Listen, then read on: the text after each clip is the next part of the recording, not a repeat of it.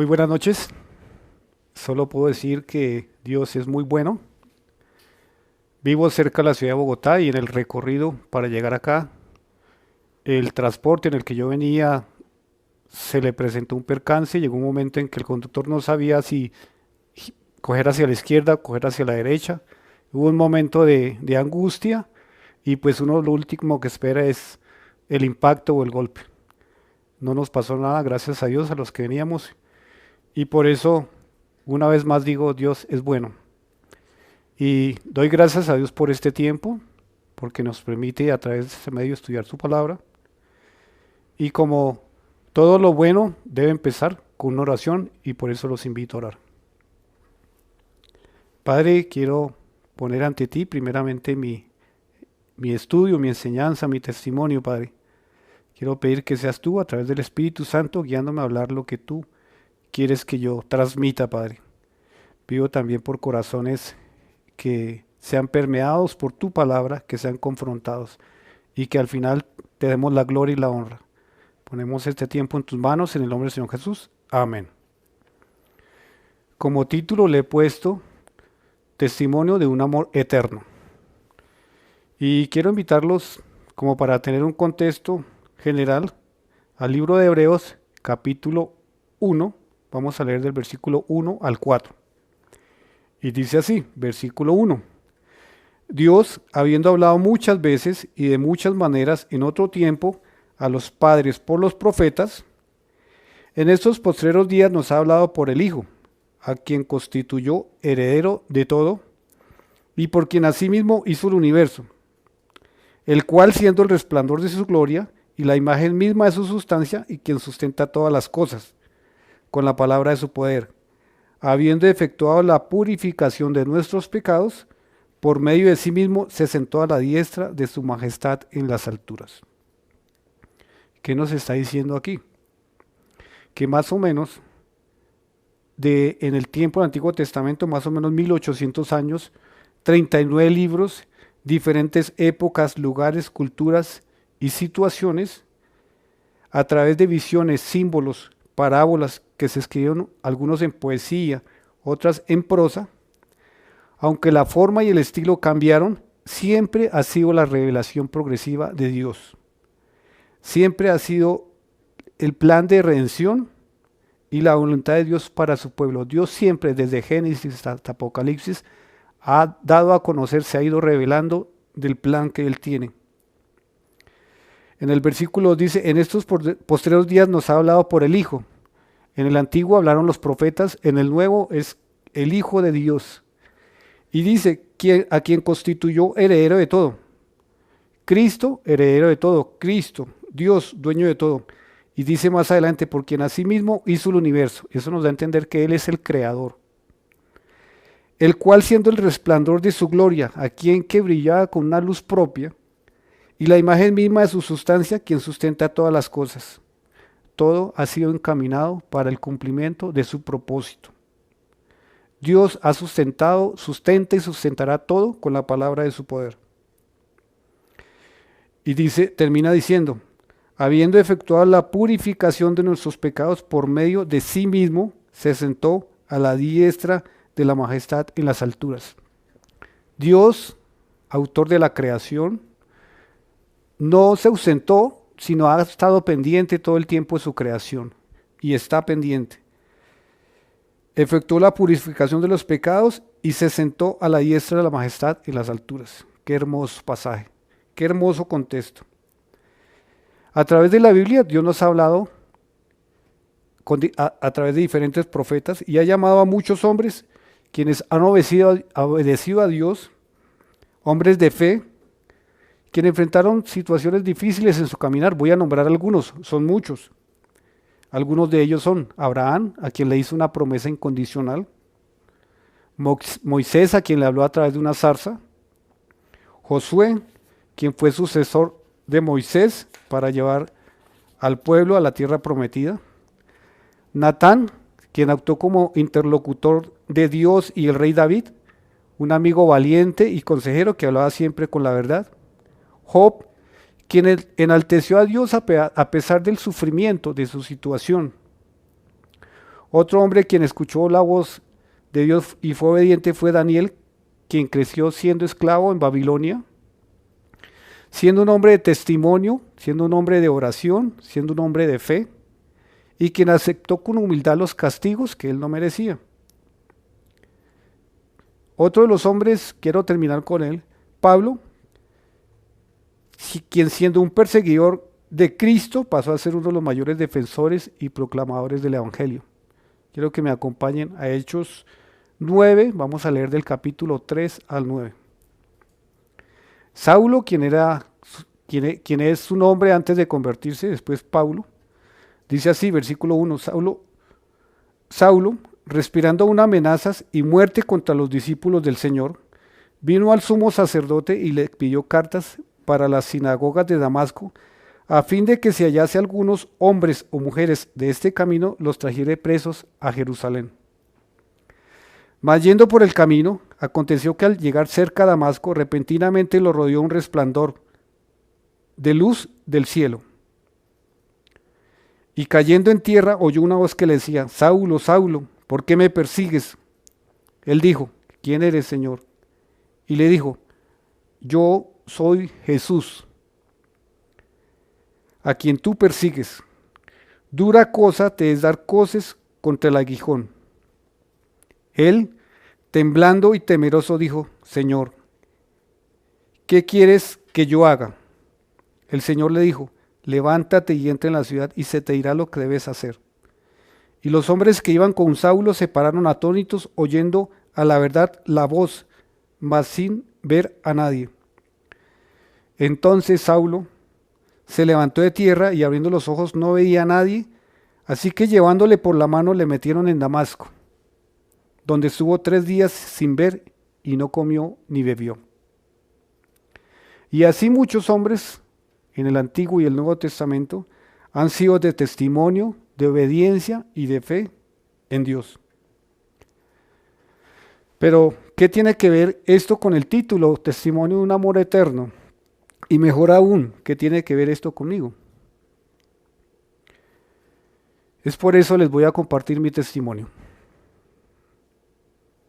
de lo que Dios ha hecho conmigo. ¿Cómo era mi vida antes de conocer a Cristo?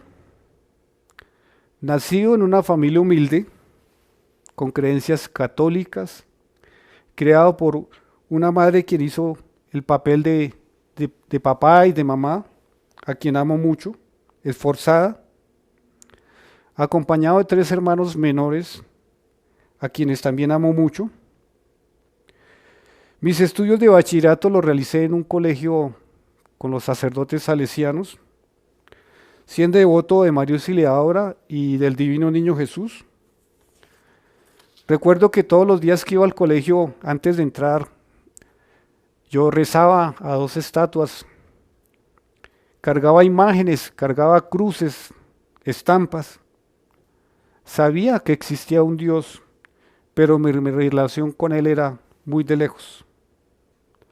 Posteriormente entré a estudiar a la Universidad Católica de Colombia, donde me gradué como arquitecto.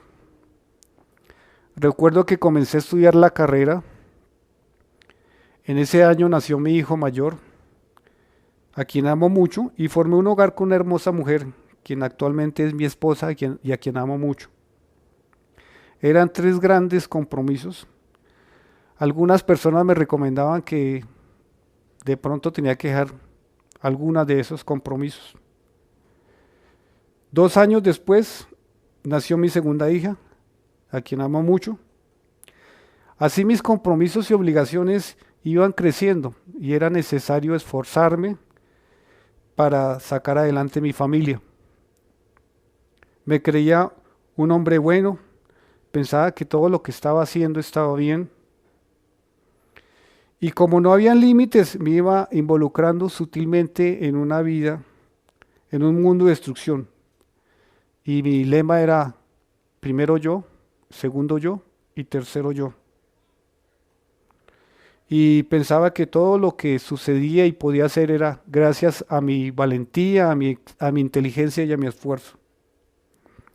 Gálatas 6, 7 y 8 dice, no os engañéis, Dios no puede ser burlado, pues todo lo que el hombre sembrare, eso mismo segará. Porque el que siembra para su carne, de la carne segará corrupción, mas el que siembra para el espíritu, del espíritu segará vida eterna. Y eso era lo que yo estaba sembrando. Mi expectativa estaba puesta en las cosas materiales, en el dinero, en los malos negocios. Creía que para obtener las cosas era necesario la fuerza y el poder. Empecé con un problema al día, 2 problemas al día, 3 problemas al día, y si no tenía 3 peleas al día no me sentía bien. Si aquel me miró feo, si aquel me adelantaba en el vehículo, si no me atendían rápido, llegando al extremo de entrenarme para hacer el mal. Practicaba, era humillativo, orgulloso y muy grosero. Tito 3:3 me escribe claramente. Dice, porque nosotros también éramos en otro tiempo insensatos. Ese era yo. Rebelde, ese era yo. Extraviado, ese era yo. Esclavo de concupiscencias y deleites diversos. Viviendo en malicia y envidia, aborrecibles y aborreciéndonos unos a otros. Ese era yo. Siento que le hice daño a muchas personas, especialmente a las que más amo, mi familia. Estaba ciego y puedo decir ahora con certeza que estaba muerto. Dice Efesios 2:1, y Él os dio vida a vosotros cuando estabais muertos en delitos y pecados. Cuando yo entiendo que estaba muerto, ¿qué puedo hacer? Un muerto no puede hacer nada, un muerto no se puede levantar, no se puede defender, no puede cambiar, no puede transformar. ¿Cómo y por qué decidí seguir a Cristo? Sabía que existía un Dios, pero yo estaba muy lejos de conocerle y obedecerle. Como resultado de mi diario vivir en pecado, iba recibiendo resultados de vacío, de amargura. Mi señora asistía a varias congregaciones con mis hijos, quienes me invitaban y oraban por mí. Una de las personas que ha influido más en que llegue al Señor, aparte de que Él me predestinó para servirle, ser instrumento, fue mi señora. Oraba por mí y me puso en oración en cuanta parte pudo, en la iglesia, en los grupos que se reunía, en una emisora. Siempre me hablaba que estaba en oración. Eso no lo sabía. 2 familiares también me hablaron de Dios. Yo los esquivaba. Y como resultado de mi pecado llegué a una situación económica bien difícil. Aguanté hambre y aguanté sed. Situaciones difíciles de saber que mi familia no tenía que comer. Y lo único que se me ocurrió en ese momento fue clamar a Dios. Con lágrimas en los ojos, pedía ayuda a Dios. Muéstrame el camino. Muéstrame el camino. Y siento que Dios me escuchó. En el 2009, previo a un momento en el cual mi hogar se destruía, me invitaron a un campamento en La Vega, Cundinamarca. Y allí el Señor me confrontó. El tema del estudio fue el pecado. Y al final el instructor me preguntó, al final de los 3 días me preguntó, William, ¿y cuál pecado te tocó a ti? Y tristemente sentí que todos los pecados los llevaba yo.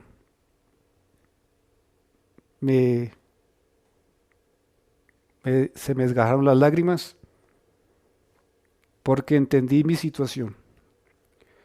Efesios 3:14-15 dice, por esta causa doblo mis rodillas ante el Padre nuestro Señor Jesucristo, de quien toma nombre toda familia en los cielos y en la tierra. Ese día reconocí que estaba muerto en mis delitos y pecados. Y aquel hombre orgulloso, prepotente, aceptó que debía arrodillarse ante un Dios soberano. Me arrepentí, pedí perdón a Dios por eso y acepté al Señor Jesús como mi Señor y Salvador. Es decir, tomé allí la decisión de fe por el Señor Jesucristo. Y gracias a eso, hoy puedo pararme aquí a dar testimonio, porque es posible que ya no pudiera dar testimonio. Estaba muerto en delitos y pecados. Dice Efesios 2, 8 y 9. Porque por gracia sois salvos por medio de la fe.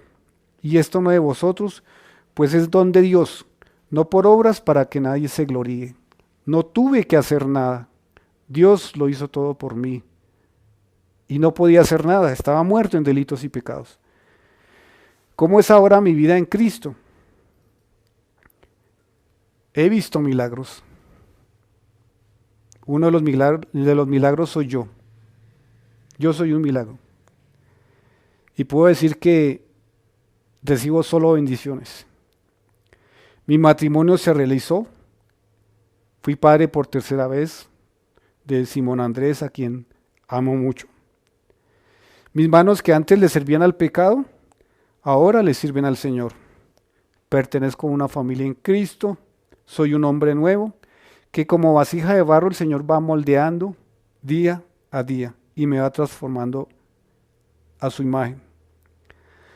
Actualmente Dios me permite ser parte de un grupo de creyentes en una iglesia aquí en Bogotá y en otra iglesia y otro grupo que estamos formando en un municipio cerca de Bogotá, Mosquera.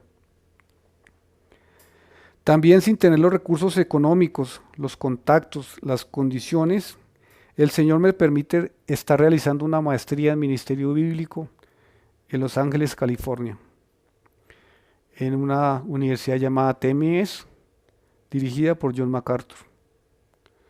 Dios abrió las puertas y ha dado todos los recursos a través de hombres que oran y que ofrendan para que el Evangelio de Dios sea proclamado urgentemente. Confío en Jesucristo y dependo en todo de Él, porque sé que Él siempre está conmigo. Al principio me sentía como un bebé, me caía cada rato, pero esto me hace acercar cada día a Dios, porque me daba cuenta que el pecado me rodeaba y si no me fortalecía perdería la batalla. Así que como Pablo aconseja a Timoteo, en 2 Timoteo 2 dice, tú pues, hijo mío, esfuérzate en la gracia que es en Cristo Jesús. Tú pues, sufre penalidades como buen soldado de Jesucristo. Ninguno que milita se enreda en los negocios de la vida, a fin de agradar a aquel que lo tomó por soldado. Y también el que lucha como atleta no es coronado, sino lucha legítimamente. No soy exento de pecar. El pecado me persigue. Y por eso debo correrle al pecado. Siendo fortalecido con gozo en la abundancia y en la escasez. Dice Santiago 1, 2 y 4. Hermanos míos, tener por sumo gozo cuando os halléis en diversas pruebas, sabiendo que la prueba de vuestra fe produce paciencia. Mas tenga la paciencia su obra completa para que seáis perfectos y cabales sin que os falte cosa alguna. En otro versículo Dios dice que Dios suplirá todo lo que necesito, que todo lo que hago falta. Hay momentos de pruebas, de pronto eso es lo que necesito. Todo lo que necesito Dios lo provee. Ahora estoy más seguro y mi caminar es más sabio y prudente. Dice Colosenses 2:6. Por tanto, de la manera que ha recibido el Señor Jesucristo, andad en Él. Qué hermosas palabras. Y eso es lo que debo hacer, andar en Él. Y aunque no lo merecía, debo glorificar a Dios. Dice 1 Corintios 6:20. Porque habéis sido comprado por precio. Glorificad pues a Dios en vuestro cuerpo y en vuestro espíritu, los cuales son de Dios. Empecé como un bebé, luego caminando, sé que debo correr del pecado, puesto los ojos en Jesús.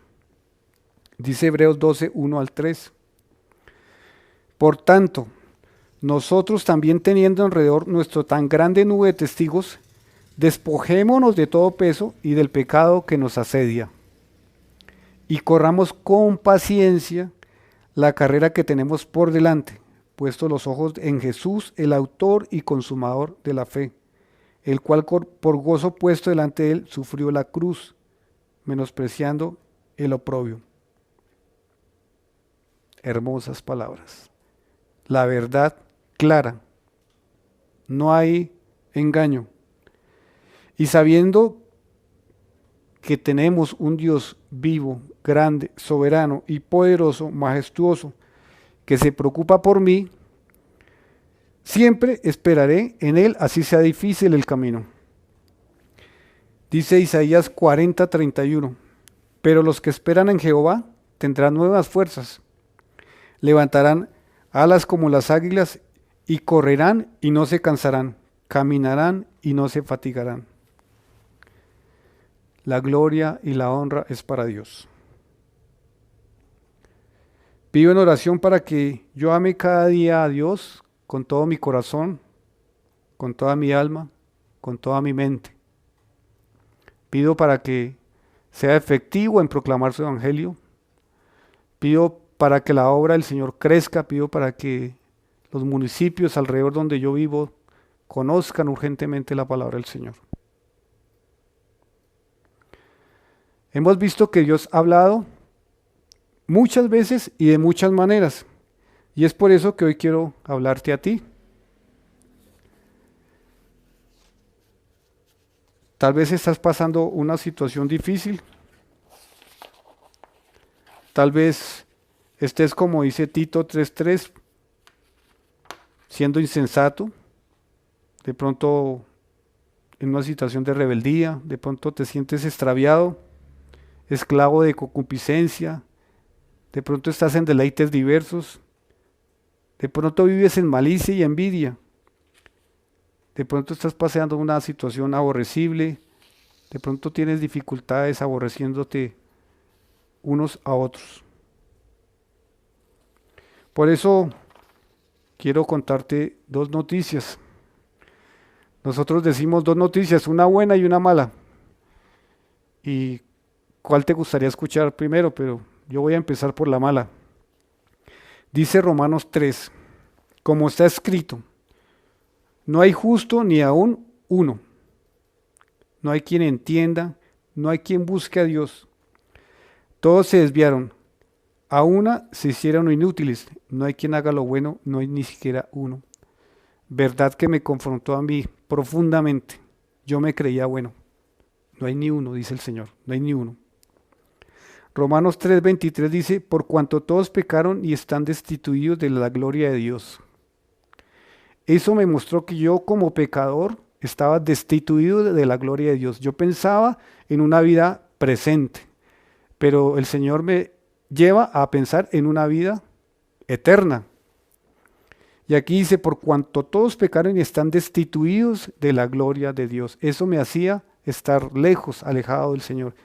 Y eso es la situación de aquel que no ha entregado su vida al Señor. Y Romanos 6:23 dice, porque la paga del pecado es muerte, mas la dádiva de Dios es vida eterna en Cristo Jesús, Señor nuestro. Dos ofertas. La paga del pecado es muerte, separación eterna. Pero Dios nos está ofreciendo vida eterna en Cristo. Vida eterna en Cristo. ¿Y quién es Él?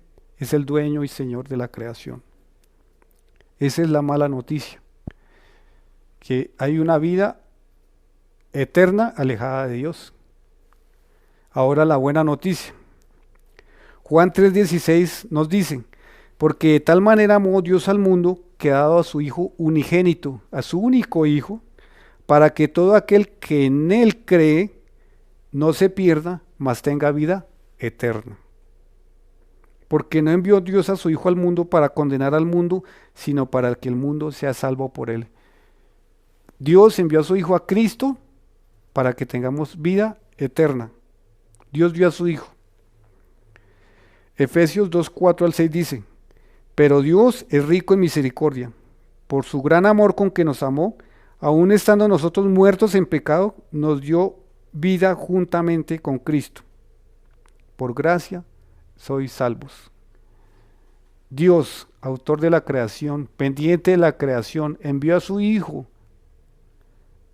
para darnos vida eterna. Y se pone más interesante y más bueno. Dice, Cristo murió y resucitó por ti. 1 Corintios 15, 3 al 4 dice, porque primeramente os he enseñado lo que asimismo recibí, que Cristo murió por nuestros pecados, conforme a las Escrituras, y que fue sepultado y que resucitó al tercer día, conforme a las Escrituras. Hay cicatrices de mi pasado, hay personas que han orado por mí, el Señor me ha separado para su servicio, pero hay cicatrices que han sido imborrables, y es las cicatrices del Señor Jesús en la cruz. Él pagó por mi pecado, Él pagó por tu pecado. Su muerte y su resurrección hace que el poder del pecado ya no esté en mí, que las consecuencias del pecado ya no estén en mí, y que la presencia del pecado no esté en mí. Y tercera y última noticia, y esto puede cambiar tu vida y es la mejor y más importante decisión, que la decisión es tuya. Y que desde la niñez, dice dice 2 Timoteo 3:15, y que desde la niñez has sabido las sagradas escrituras, las cuales te pueden hacer sabio para la salvación por la fe que es en Cristo Jesús. Cristo te da salvación. En Juan 14:6 dice, Jesús le dijo, yo soy el camino, la verdad y la vida. Nadie viene al Padre sino por mí. No hay candelabro, no hay esquelas, no hay cadenas, no hay crucifijos, no hay misas, no hay virgen, no hay estatuas.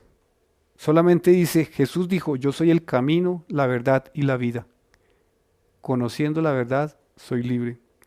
Dice Romanos 10:9, y con eso quiero terminar, dice que si confesares con tu boca que Jesús es el Señor y creyeres en tu corazón que Dios le levantó de los muertos, serás salvo. Porque con el corazón se cree para justicia, pero con la boca se confiesa para salvación. Dos caminos: eternamente al lado de Cristo o eternamente separado de Cristo. Los invito a orar. Padre nuestro que estás en los cielos, oro por aquellas personas que han escuchado tu palabra y que en lo profundo de su corazón sienten la necesidad de buscarte. Y pido por aquellas que tal vez no han entendido, para que seas tú, con tu palabra, permitiéndoles entender la verdad, una verdad que los hará libres. Ayúdalos a tomar esa decisión, ayúdanos a dejar esa situación de esclavitud, Padre. Permíteles tener una vida eterna al lado tuyo. Permíteles conocer ese gran regalo de la salvación dado en la cruz a través del Señor Jesucristo. Te doy gracias por este hermoso tiempo, gracias por tu palabra, y la gloria y la honra es para ti. Todo esto te lo pido en el precioso nombre del Señor Jesús. Amén. Muchas gracias. Bendiciones.